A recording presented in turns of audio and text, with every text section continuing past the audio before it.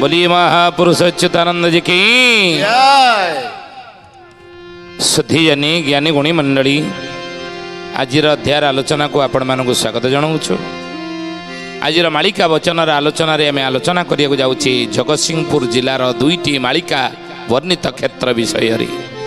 प्रथम हेउची धौलीकुद, जगतसिंहपुर जिलार धौलीकुद। द्वितीय होची जगतसिंहपुर जिलार हाड़ियापदा गाँ। कलिजुग शेष बेले एठारे महिमा विख्यात प्रभुंकर हब, लीलाखेला अनेक हेब। कौन हेब लीलाखेला एवं हे ज्ञानी गुणी मंडली तार महात्म्य महिमा कौन आज मालिका वचन आलोचन ये विषय में आलोचना करने जाऊँगी। सुधीजानी आलोचना शेष जन भक्त ना आम कहबू किए से भक्त कौन तार ना कौट तार जन्म हो। अच्युतानंद महापुरुष जो जगतसिंहपुर जिला बाणी क्षेत्र उपरे अनेक भविष्यवाणी कर जहाँकि जशवंतर जन्म स्थान जगतसिंहपुर जिला नाइलो नंदीग्राम अढ़ंगगढ़ नहीं ये ज्ञानीगुणी मंडली ये जशवंत दास जी की लिखिं टीका गोविंद चंद्र एवं आउ कौन 84 आज्ञा नहीं आज्ञा 84 आज्ञा। तेणु महापुरुष कहते से जगतसिंहपुर जिलार धौलीकुदर महिमा महात्मा एवं हाड़ियापदा विषय एवं गोगल ग्राम से निकट मध्य सब मालिका वर्णित क्षेत्र कहते जे खुजंग अंचल जले बुड़ी जीव नृप सिंहासन जीव पारादीप ठारे आंभर समाधि से दिन पूजा पाइब से दिन पूजा पाइब हे सुजने से दिन पूजा पाइब से दिन पूजा पाइब हे सुजने से दिन पूजा पाइब। अनेक मालिका वर्णित क्षेत्र जगतसिंहपुर जिलार रही आपण मैंने जानते ध्यानकुद। ध्यानकुद जाने जो पंच सखा माने ध्यान करुले का संगे बसी लिखिं महापुरुष मालिका हीरा पारा दोए एकत्र होइबे मोर ध्यान पीठ ठारे हेतु रखी थाओ पढ़िया भकत देखिबो तो नयन रे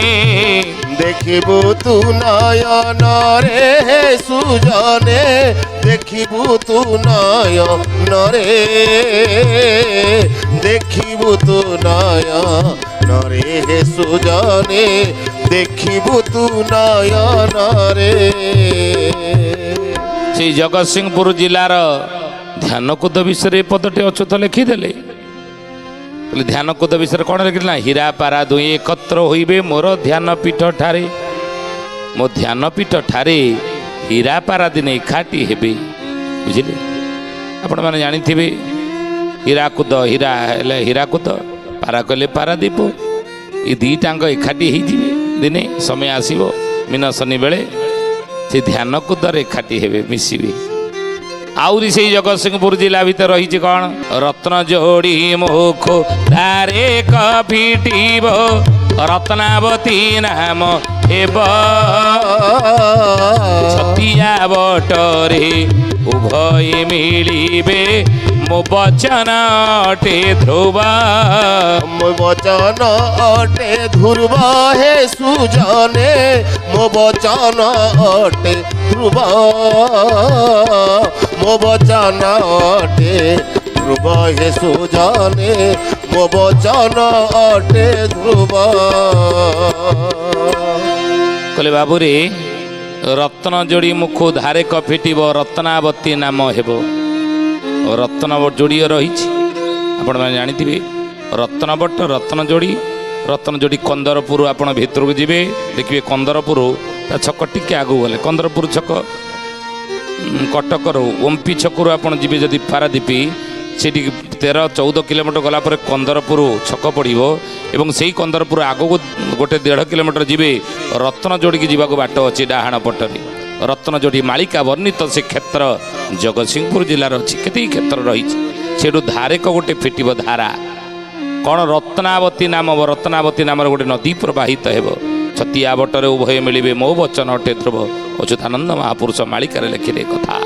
तेणु ही ज्ञानीगुड़ी मंडली ये सब मालिका वर्णित क्षेत्र जगतसिंहपुर जिलार रही सब घटना आगू घटव ये सब या हम ये हीरापारा एकाठी हे कौटी ध्यान को दरे ये देखिए आपण रत्नजोड़ू धार गोटे फिटिक रत्नावती नाम हो आउरी महापुरुष लिखिं कुजंग अंचल जड़े बुड़ीज नृपसिंहासन जीव ये कथा मालिकार आगू हटिव बोली लिखा अच्छे बोलिए महापुरुष अच्युतानंद जी की जय ज्ञानीगुणी मंडली स्वथी जानी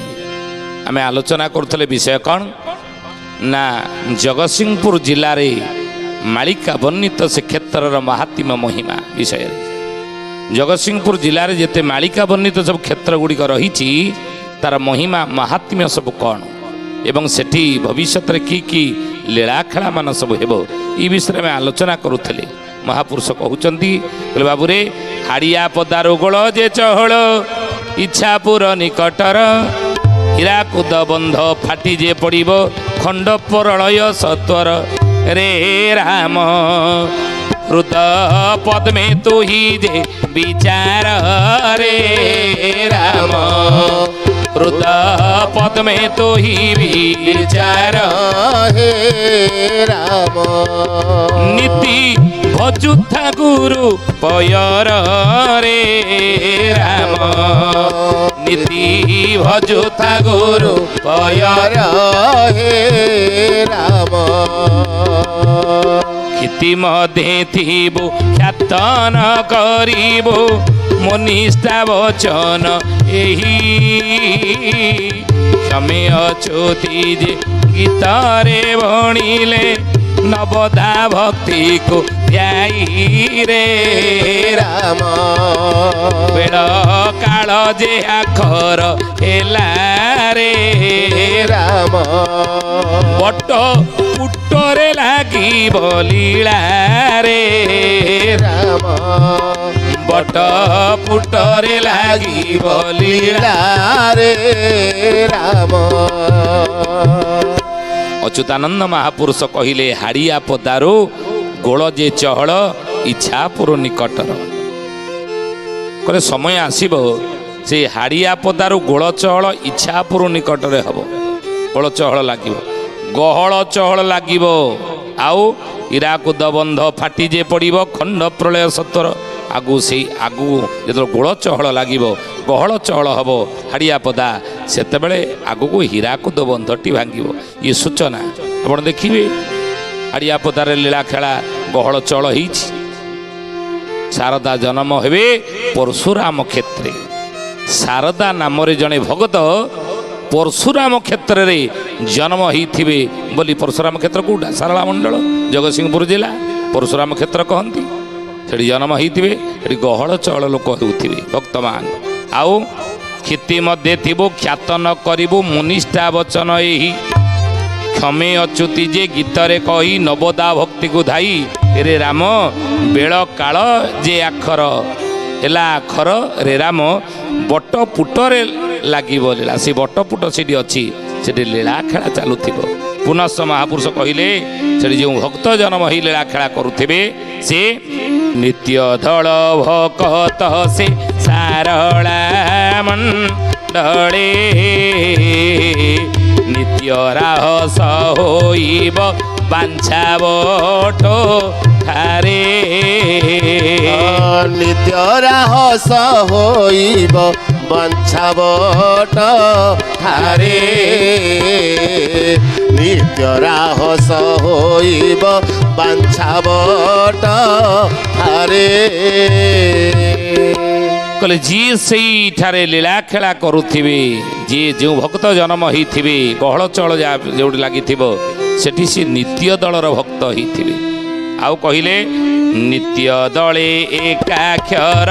भक्तंको देवो ଗୋଗଳ ଗ୍ରାମରେ ନିତ୍ୟ ରାହସର ଚିବ ଗୋଗଳ ଗ୍ରାମରେ ନିତ୍ୟ ସାହସର ଶିବ ଗୋଗଳ ଗ୍ରାମରେ ନିତ୍ୟ ରାହସର ଶିବ ସେଠି ଗୋଗଳ ଗ୍ରାମ ରହିଛି କହିଲେ ଏଇଠି ରାହସ ହେବ ପ୍ରଭୁଙ୍କର ଲୀଳା ଖେଳା ଆଗକୁ ଏଇଠାରେ ପ୍ରଭୁ ରାସ ମଧ୍ୟ କରିବେ। ଜ୍ଞାନୀ ଗୁଣୀ ମଣ୍ଡଳୀ ଇଏ ହେଉଛି କେଉଁ ଜାଗା? ମହାପୁରୁଷ କହିଲେ ହାଡ଼ିଆ ପଦାରୁ ଗୋଳ ଯେ ଚହଳ ଇଚ୍ଛାପୁର ନିକଟର ଗହଳ ଚହଳ ସେ ଜାଗା ହେବ ହାଡ଼ିଆ ପଦା ଏବଂ ଗୋଗଳ ଗ୍ରାମ ଇଏ ମଧ୍ୟରେ ଶାରଦା ଜନ୍ମ ହୋଇବେ। ପରଶୁରାମ କ୍ଷେତ୍ରରେ ଭକ୍ତ ଜନ୍ମ ହୋଇଥିବେ ଶାରଦା ନାମରେ ବୁଝିଲେ। ସେଠାରେ ସେ ଗହଳ ଚହଳ ତାଙ୍କ ପାଇଁ ହେଉଛି।